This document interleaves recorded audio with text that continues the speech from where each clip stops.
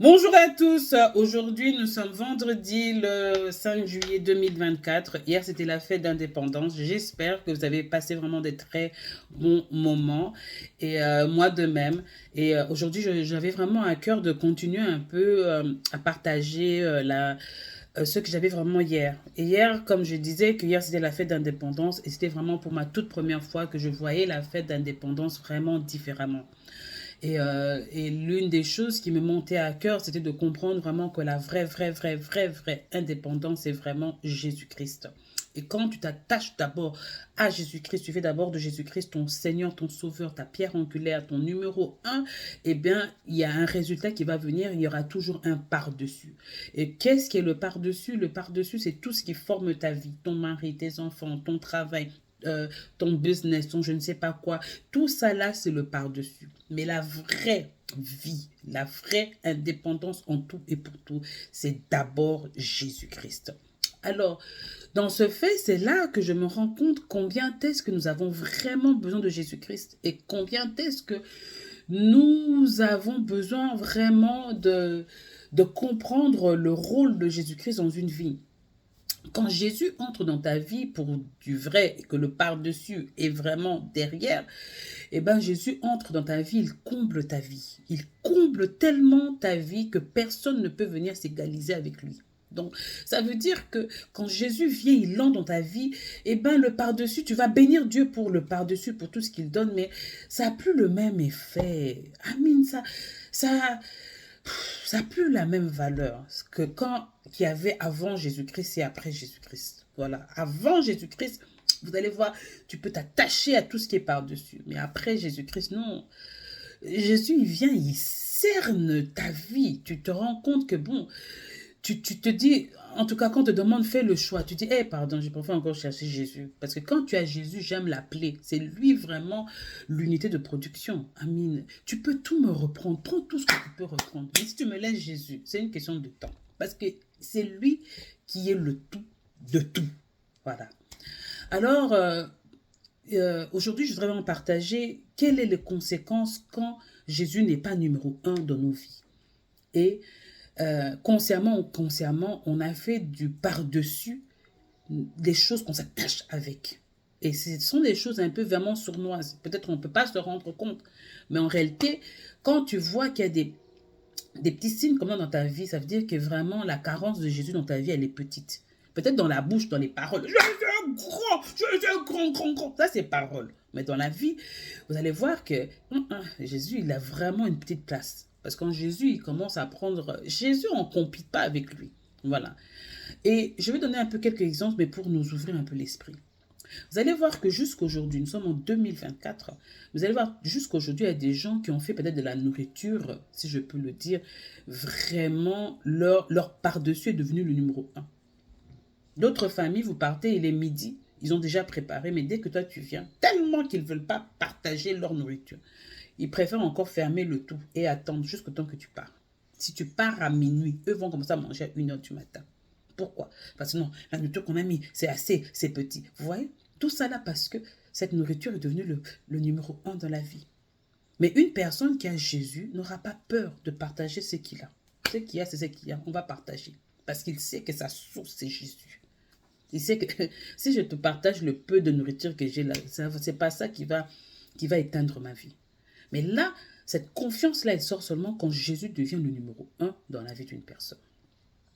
Un autre exemple, par exemple, je vais vous donner, vous allez voir peut-être d'autres gens. Il y a une fois, il y a longtemps, j'ai raconté une histoire dans mon travail. Il y a une dame qui, elle, c'était vraiment même comment ça s'appelle, le HR, savait que quand tu entres dans ce département, sache que tu vas aller nulle part. Pour ceux qui suivent mes vidéos, j'ai déjà raconté de cette histoire. Mais comme corporate, eux, ils sont là pour faire l'argent, ben, ils font comme s'ils ne voyaient pas. Mais cette personne, une personne, elle fait 10, elle-même, elle veut faire ça. Elle-même, elle veut faire ça. Elle-même, elle veut faire ça. Du jour au lendemain, elle veut promouvoir personne. J'ai déjà raconté ça. Promouvoir personne. Donc, quand tu entres dans ce département, c'est un dead end. Il faut que tu aies l'esprit de Dieu pour l'esprit de Dieu. Il dit, sors de là. Ou sinon, tu ne vas jamais aller à un autre niveau. Et il y a des gens qui sont comme ça, qui ne se rendent pas compte. Mais qui, eux, quand tu entres dans leur vie, tu vas aller nulle part. C'est stagnation totale. Pourquoi? Parce qu'eux, ils veulent s'accrocher, s'accrocher, s'accrocher. Et quand vous voyez des choses comme ça, vous comprenez seulement carence de Jésus, là, il y a un peu. Parce que quand je vous dis, quand Jésus entre dans une vie, par-dessus devient vraiment deuxième. Mais comme Jésus sait bien cerner une vie, eh ben, non. Et il y a d'autres, par exemple, vous allez voir dans les familles, par exemple, les frères et les sœurs se déchirent pour une maison, se déchirent pour un héritage. Pourquoi? L'héritage, la maison, l'argent est devenu le par-dessus. Jésus est deuxième. Parce qu'une personne qui a Jésus dit, non, c'est inconcevable. On va se déchirer pour une maison, c'est inconcevable. Pourquoi? Parce que Jésus est premier. Vous savez, bien aimé, c'est important de s'asseoir et d'évaluer nos vies. Pourquoi est-ce que toi et moi, nous sommes en vie? Si tu es seulement en vie pour devenir le bouchon de la vie des autres, alors à quoi ça sert? Quel serait le rapport ou bien l'explication que tu donneras à Dieu le jour que tu vas te présenter devant lui? Ah ah, moi j'avais mettre bouchon, moi quand tu es personne qui monte. À quoi ça sert? Est-ce que c'était vraiment cette raison pour laquelle que Dieu a voulu même que tu entendes l'évangile? Pour devenir le bouchon de la vie des autres? Ou il y avait une raison? Et des fois, on ne voit pas loin.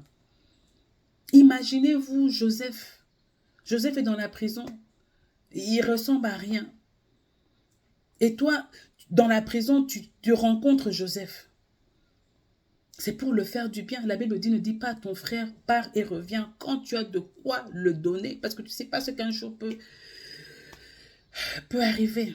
Demain, cette personne peut devenir, Premier ministre et tu as loupé de le faire du bien quand il en avait besoin. Et tout ça là, ça arrive quand on fait du par-dessus le numéro 1. On veut s'accrocher au lieu de s'accrocher à la personne la plus importante qui est Jésus-Christ. Et c'est ça que je reviens, que quand Jésus-Christ devient dans ta vie, c'est ça la vraie indépendance. Tu vas être indépendant, si je peux dire, dépendant des par-dessus. Tout ce qui est par-dessus, s'accrocher, s'accrocher, s'accrocher. Tu vas lâcher tout ça là. Tu vas lâcher. Tu vas préférer apprendre à t'accrocher au plus important, qui est la pierre angulaire, qui est Jésus-Christ, qui est le numéro 1. C'est lui vraiment qui s'est inondé nos vies de sa présence. Et je m'arrête en disant, c'est important de faire vraiment, l'évaluation de nous-mêmes. On est fort en faisant l'évaluation dans la vie des autres, mais lâche un peu les autres, toi-même. Voilà. Qui peut bénir Dieu aujourd'hui pour ta vie? Qui peut dire, Seigneur, merci pour telle personne? Qui peut le faire? Donc, c'est ici vraiment que je m'arrête et que je voudrais vraiment encourager toute personne. Accrochons-nous à Jésus-Christ. Fais de Jésus-Christ ton numéro 1. Accroche-toi. Laisse que ta vie soit une vie qui reflète vraiment la grandeur de Dieu, la bonté de Dieu. Et quand tu t'accroches à Jésus-Christ, je te promets, par-dessus là, non, ça va vraiment devenir par-dessus. Parce que tu as compris que vraiment, Jésus-Christ, c'est lui le plus important. J'aime l'appeler l'unité de production. Je préfère prenez tout, mais laissez-moi Jésus. Parce que quand tu as Jésus, tu as la majorité. En tout cas, que Dieu vous bénisse, passez une très bonne journée et on se voit prochainement. Bye bye.